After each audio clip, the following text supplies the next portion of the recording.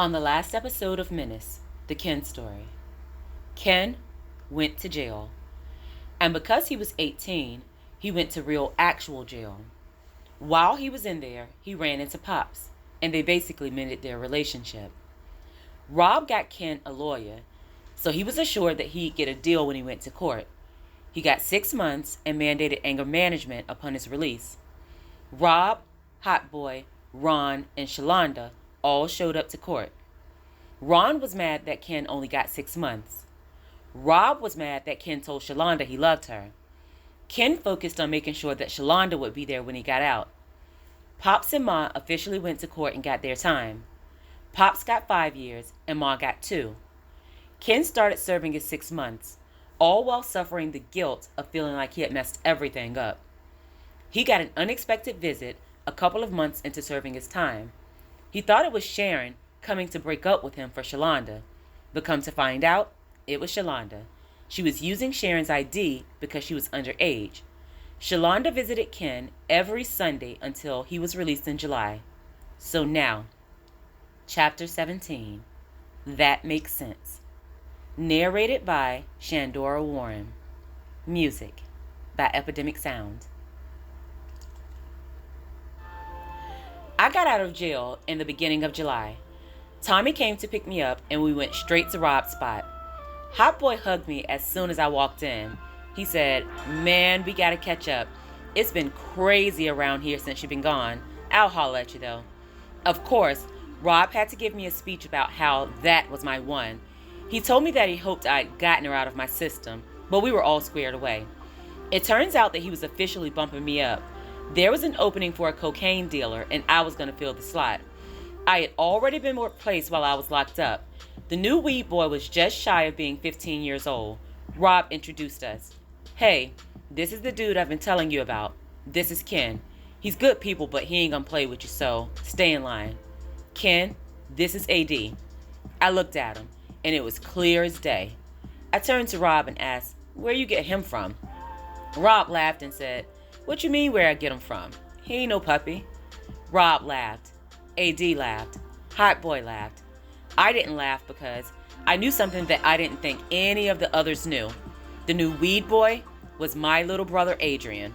I hadn't seen him in years, but it was him. He had pops all over his face. I felt some kind of way about him being there. I didn't know why, but I did. After I got everything squared away with Rob, I went outside with Hotboi. He filled me in on everything that had been going on while I was in jail. In total, I had been gone around 7 months, but there were things that had been brewing before I left. I just didn't know about them. So, Rob killed Lorenzo in September. It was the day after Labor Day. I guess I was too caught up in my Shalonda relationship business to notice that Mac and Rob had been rocky. But Hotboi broke the whole thing down for me. Alright, so Mac took some time off after the whole Lorenzo thing. Rob felt some kind of way because Mac didn't even warn him. He just stopped showing up. It's a respect thing.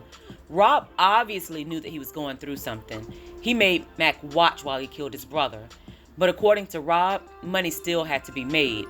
Mac never contacted Rob to let him know when he'd be back. He just showed up 2 weeks later. And when he did come back, he was straight to the point. No hanging out at the house and all that. He was just trying to pick up and drop off. No conversation or nothing. The whole thing made Rob feel weird. He started to wonder if Mac was working with the cops, so he got Mike and Tommy to keep an eye on him.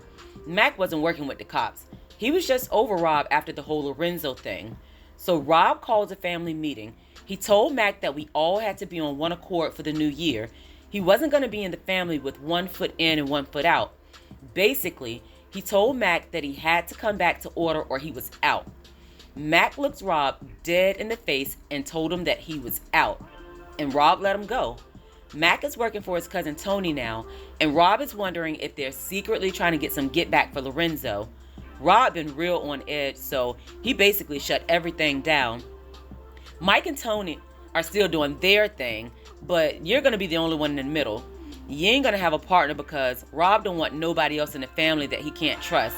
But you know he ain't going to let me be the only one selling weed, so that's where AD came in. AD is his nephew, his sister's son. He was already out there trying to do a little something, and Rob figured he'd be safer with us.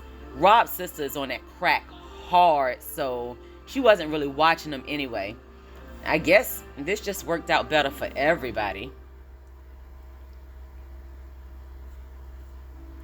Oh, that made so much sense. Everything was coming together. That's why Rob told me I'd have to step up when I got out of jail. He knew that Mac was probably on his way out. Otherwise, Celia was Rob's sister. Celia and Pops had been messing around for years. As a matter of fact, she was outside in the car on the day that Pops came into the store and met Ma. So Pops and Rob were probably cool a long time before I was born. Rob had to watch his sister go back and forth with Pops throughout all of those years.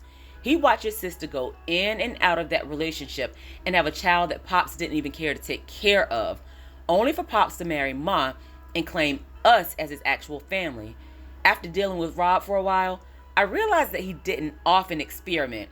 Pops had obviously been doing all right with Rob because he trusted him to sell crack for him, but when he messed up, Rob was more than willing to put his hands on him because he probably wanted to do it anyway.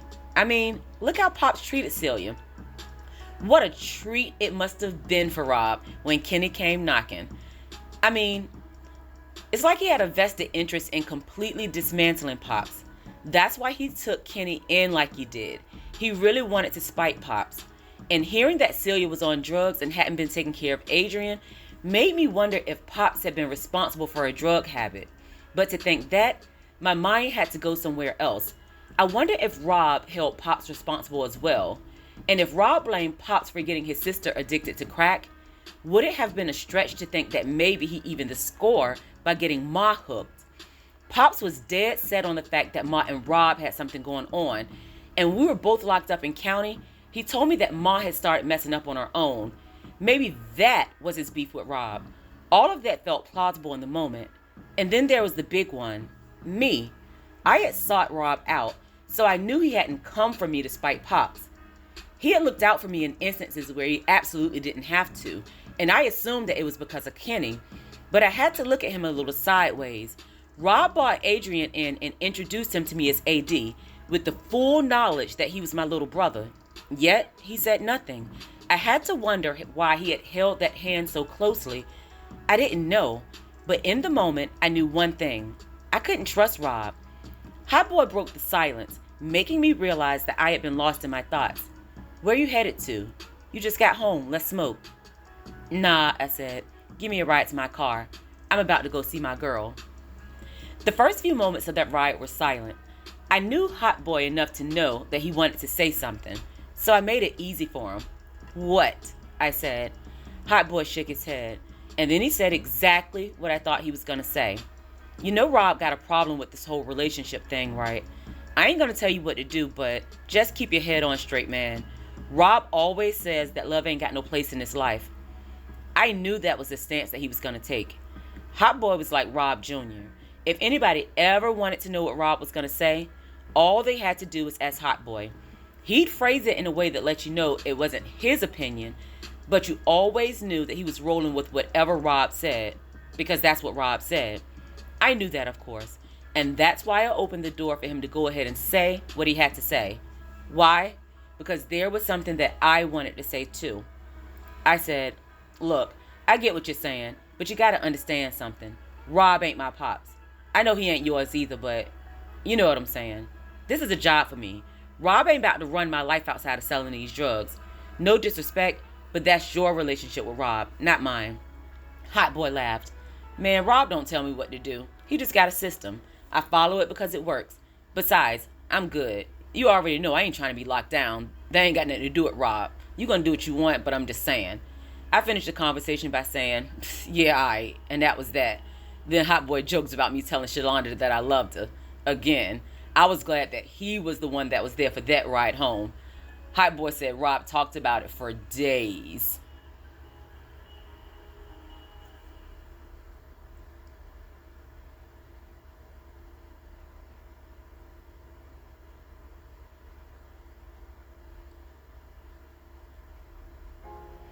I switched the subject, hoping to inconspicuously get some information. So, AD, what's he like? Hotboi paused for a moment. and I got the feeling that he was trying to figure out how he wanted to phrase what he was going to say. He said. He ain't no you. I laughed. Ain't nobody me, I said. Hotboi laughed too. Nah, said Hotboi. When you and Kenny came in, it was about business. Rob took y'all seriously because there was no doubt about what y'all were trying to do. But this kid just rubs me the wrong way. It's like this life is a game to him. Like he want to live like this so he can say he's living like this. You know what I'm saying? This dude is 14 years old and acting like he been trapping his whole life. The annoying part about it is, Rob don't seem to see it. He worships the ground that little nigga walks on. I mean, I know it's his nephew, but I feel like he's bad business. He's in it for the wrong reasons, and I feel like he's going to get in some trouble. I told Rob I don't want him riding with me. He got to stand on the corner. A part of me felt concerned. I didn't know Adrian, but I knew he was my brother, and at that point, he was my only brother. The corner wasn't a good place to be. That's where I would have been if I hadn't been partnered off with Hotboi. The other part of me was amused. Hotboi really told Rob that he wasn't driving Adrian around. Maybe Rob didn't have him in check as much as I thought he did. Hotboi dropped me off at home. It's crazy because it was as if everything had just been paused for 7 months. Everything in the house was exactly how it had been on the day that I left. I went into the kitchen and saw the dishes that me and Shalonda had eaten out of that day.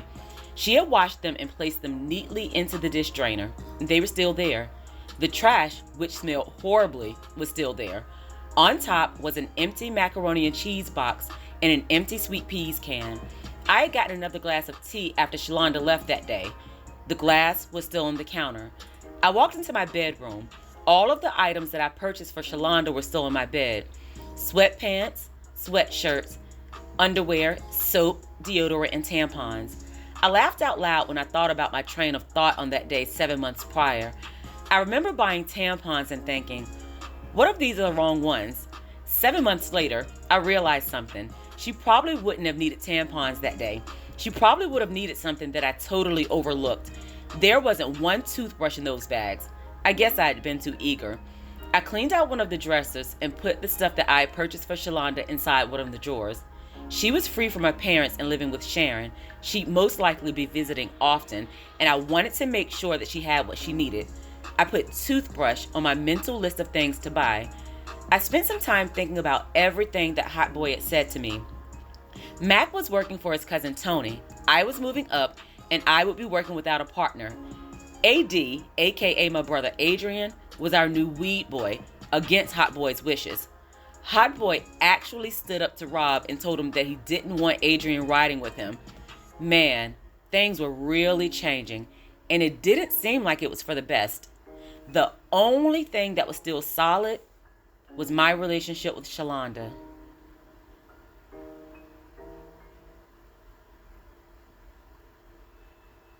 Thank you so much for listening. Make sure to follow Shenny Tells a Story on Facebook and Instagram. I'd love to hear from you. If you'd like to purchase books by Shadora Warren, they're all available on Amazon in paperback, ebook, and some in hardback formats. Make sure to like, follow, and share this podcast with your friends, family, and frenemies because all relationships matter, even the toxic ones. Thanks so much for helping me to create the world that I want to see. Oh yeah, you're welcome.